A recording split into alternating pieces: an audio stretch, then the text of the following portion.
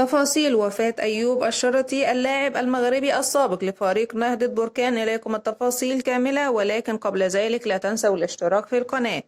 نعى نادي نهضة بركان المغربي لاعبه السابق أيوب الشرطي الذي رحل عن عالمنا صباح أمس الجمعة، حيث توفي اللاعب المغربي أيوب الشرطي صباح أمس الجمعة 23 فبراير 2024 عن عمر يناهز 31 عاما في إحدى المستشفيات المغربية.